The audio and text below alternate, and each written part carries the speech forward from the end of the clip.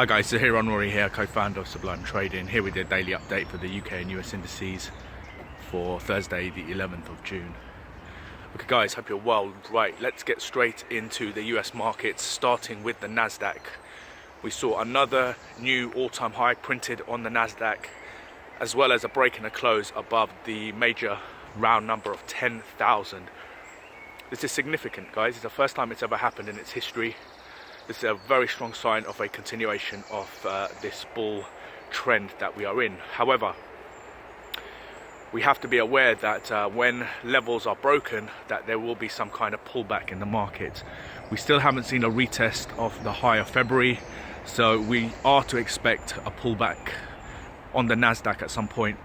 Looking at the S&P 500 and the Dow Jones, price still finding resistance at key levels.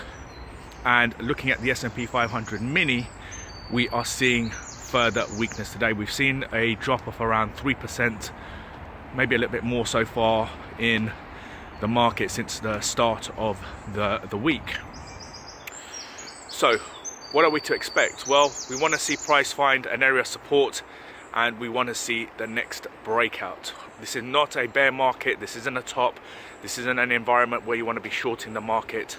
This is where you want to be applying patience, letting the market dictate the next breakout. Until then, you just want to be standing aside.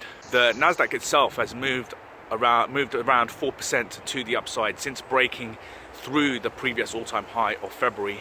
So we are to expect some kind of reversal to retest a support level. That could be the 10,000 round number.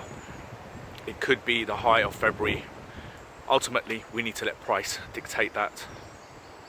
Moving across to the FTSE 100, we've seen a significant decline through this week, a decline of around 6% so far. Currently, price is at the 20 simple moving average. Again, this is just a pullback for now. This is an environment where we want to be shorting the markets. Yes, price is faced with resistance. That's why we are seeing weakness. But until we actually see the low of March cleared, this is just a pullback for now. So apart from the Nasdaq, we are seeing bearishness across the board. The S&P 500 is suggesting that we are in a pullback, and that weakness is continuing through to today. So let's see how the day ends. Remember, it's always the end of day candlestick that gives us the most information. We don't want to get caught up in intraday price action.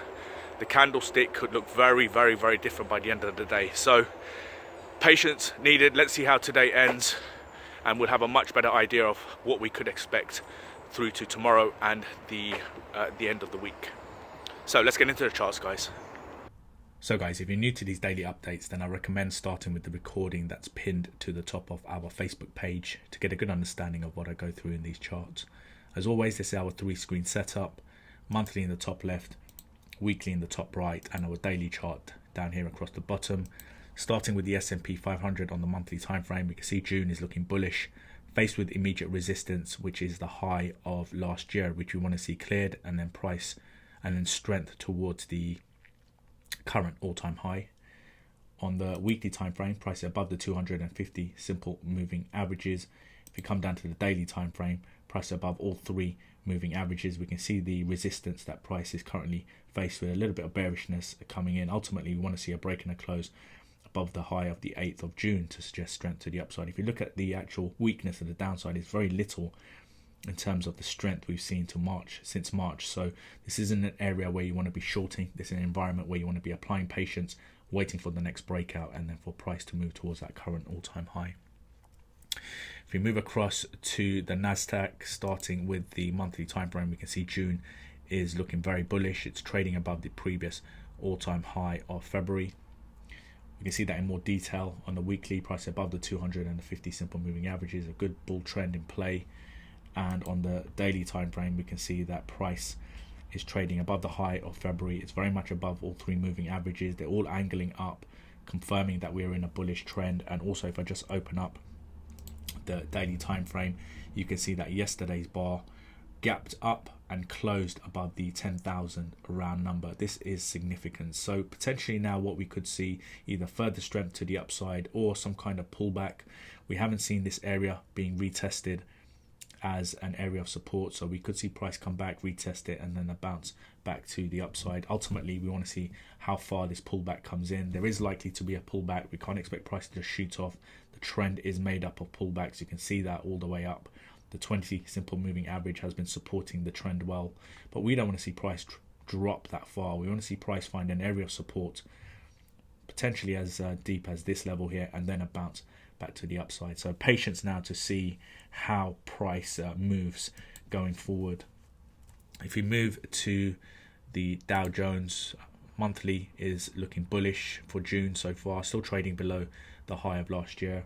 On the weekly, price above both moving averages, and on the daily time frame we can see this short-term bearishness coming in. Price still above the 200 moving average, so we could see price come back and retest the 200 moving average, or we could see the gap, the high of the gap, act as support, which is ideally what we want to see, and then a breakout above this high point to suggest strength.